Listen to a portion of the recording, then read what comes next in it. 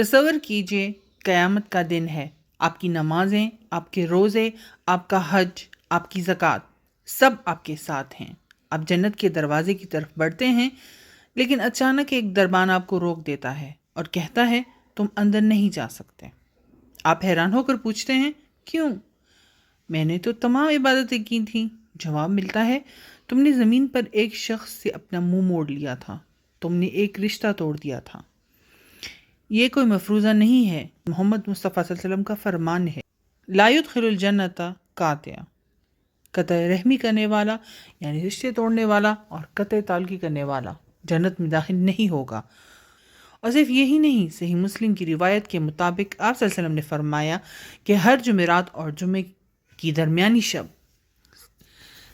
انسان کے تمام اعمال اللہ کے سامنے پیش ہوتے ہیں، لیکن قطع تعلق کرنے والے کا کوئی عمل قبول نہیں ہوتا۔ سوچئے کیا ہماری انا، ہمارا غصہ اور ہماری ضد جنت سے بڑی ہے؟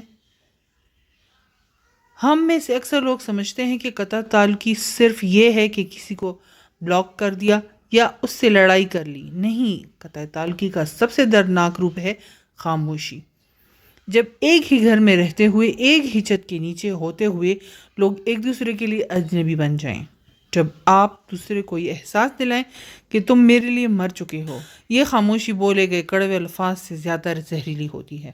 نفسیات کہتی ہے جب کوئی آپ کا اپنا آپ سے قطع تعلقی کرتا ہے تو آپ کا دماغ اسے ایک جسمانی زخم کی طرح محسوس کرتا ہے۔ آپ بولے بغیر کسی کو مسلسل ایک ذہنی اور جسمانی اذیت دے رہے ہوتے ہیں۔ اب آئیں سب سے خوفناک سوال کی طرف، کیا قطع تعلقی سے جنت سچ میں حرام ہو جاتی ہے؟ علماء اس کی تشریح یوں کرتے ہیں، اگر کوئی شخص اپنے دل میں بغض، کینہ اور انا رکھ کر کسی مسلمان یا اپنی عزیز سے قطع تعلقی کرتا ہے، وہ جنت میں سب سے پہلے داخل ہونے والے لوگوں میں شامل نہیں ہو سکے گا۔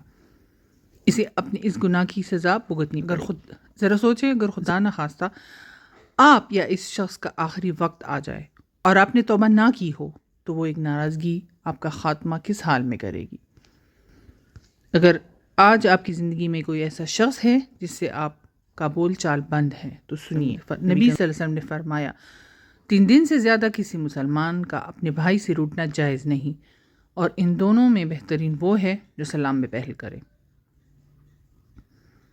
آج ہی اپنی انا کا قتل کریں۔ ایک ٹیکسٹ میسج، السلام علیکم، کیسے ہیں آپ کی آخرت بدل سکتا ہے۔ پہل کرنے والے بنیں۔ پہل کرنے والا جھکتا ضرور ہے، لیکن اللہ کے ہاں اس کا مقام بلند ہو جاتا ہے۔ اگر دوسرا شخص اب بھی بدتمیزی کرے تو آپ اپنا فرض پورا کر چکے ہیں۔ آپ سلام دعا کی حد تک تعلق رکھیں تاکہ آپ پر قطع تعلقی کا گناہ نہ رہے۔ زندگی اتنی لمبی نہیں ہے جتنی ہم سمجھتے ہیں۔ قبرستان ایسے لوگوں سے بھرے پڑے ہیں جو سوچتے تھے کل بات کر لوں گا، لیکن وہ کل کبھی نہیں آیا۔ آج اس ویڈیو کو ختم کرنے کے بعد اپنے فون کی کانٹیکٹ لسٹ کھولیں، اس ایک شخص کو کال یا میسج کریں جس سے آپ کا تعلق ٹوٹا ہوا ہے۔ اپنی جنت کو ایک چھوٹی سی انا کی خاطر داؤ پر نہ لگائیں۔ اگر اس ویڈیو نے آپ کے دل پر اثر کیا ہے تو اسے ان لوگوں تک ضرور شیئر کریں جن کے فاصلے آپ مٹانا چاہتے ہیں۔ اپنا اور اپنے رشتہ داروں کا خیال رکھیں۔ اللہ ہم سب کے دلوں سے کینہ اور بغض پاک کرے، آمین۔ اللہ حافظ۔